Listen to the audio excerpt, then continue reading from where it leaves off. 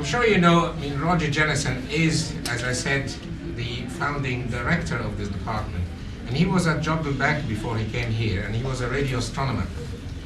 So he saw a chance, when he came here, the university said, well, okay, go ahead, Roger, and design a building. So he saw that as a chance to get also some radio astronomy observations and put a dish and a tower on top of the building.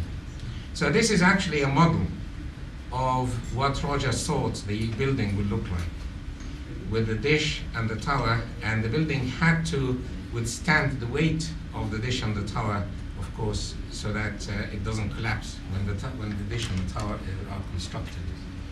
Now, the next thing to do was to see where to site the building. And this is an aerial view of the university before electronics. And you can see here, this is where the electronics building was going to be. And this is the chemistry building. You can see, interestingly enough, the library was still being a building site, really. And it's only half the library. And for a very long time, we only had half the library, and not the complete library. And this is Keynes College, and it's still not off the ground yet. And nothing else really, apart from, say, the chemistry and the physics building. The two colleges, the Elliott and Rutherford, of course, were the first to be built. Elliott was the first to be built, and then Rutherford. So they choose this site. Now, the next thing was to clear the site. This is a picture, this is an archive, university archive picture of the site being cleared. And this is now the building being constructed. This is the first floor level. This is, I don't know who these two visitors are, but you can see in the background the building is being constructed and there's no roof on the top floor yet. And you can see, this is Larry McLaren's picture actually, and you can see that they started to dig the pond up. The building is not finished yet, and they started to dig the pond up. And the story of the pond is also interesting because Roger saw the site and thought that it lent itself to having a pond in front of the building.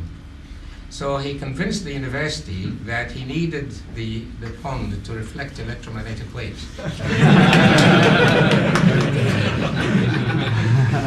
It's an unlikely story, but they believed it.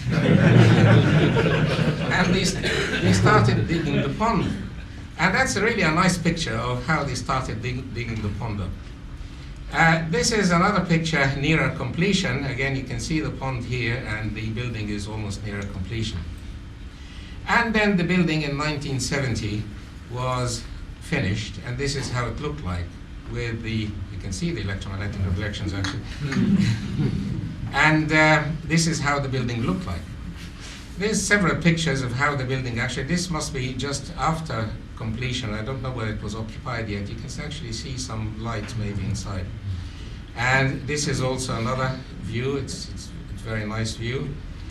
And another one, yet another one with the pond, and this one. And this one actually must have been before it was occupied. You can see some form of scaffolding in there. And you also can see that the turf is new and it hasn't actually knitted yet. So Roger got his building and his pond, but he hasn't got his tower and his dish yet. So he applied for money to get the tower and the dish built. And he got some money, I can't remember from where, but I remember the exact figure. It was £12,000. So he got £12,000 to build whatever he can out of £12,000. So Roger decided that it's not enough really for the dish and the tower, so he decided to build it in stages and build the tower first. So he submitted plans for building the tower to the university. And you know that in here there is the chemistry building, and the chemistry building overlooks the electronics site. And at that time there was a very nice professor, a chemistry professor called Ted Colden, a very nice man, a very gentle man, and but he led a slightly reserved life, I think, or sheltered life I should say, and his office was directly, his office and his lab, in fact, was directly overlooking the electronics site. So he saw the plans for the tower, and he wrote a memo to Roger, and I remember that memo very well, and I'm going to quote it verbatim. It said, "Roger, your proposed erection is monstrous."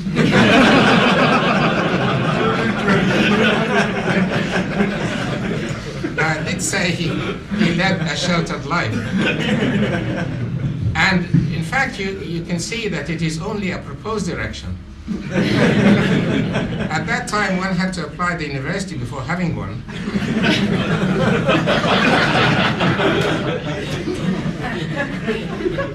And wait for approval. So anyway, in spite of Ted Colden's objections, the building, the construction began, and this is how, this is actually the tower being built in stages. So this is the crane building the tower. This is actually from University Archives. This is another picture of also the tower being built. And this is Larry McLaren's picture with the tower almost complete. And that's another one. So Roger got his, and that's a view actually from the top of the tower. If you have the energy to climb up there, you have fantastic views right down to Dover, I think. So Roger got his building, his tower, his pond, but no dish. So he tried to get money to get the dish. And he approached Robert Maxwell. You remember Robert Maxwell? He was the tycoon who had a lot of money. He was a bit of a crook as well. But anyway, Roger approached Robert Maxwell for some money. And he, in return, and as a special favor, he offered to call the department the Maxwell Laboratory. Very good. I don't know whether Robert Maxwell knew who James Clerk Maxwell was or not. But anyway, at that time, Robert Maxwell had some financial difficulties, so he declined the generous offer. So the next thing, well, Roger will not give up, of course, being Roger.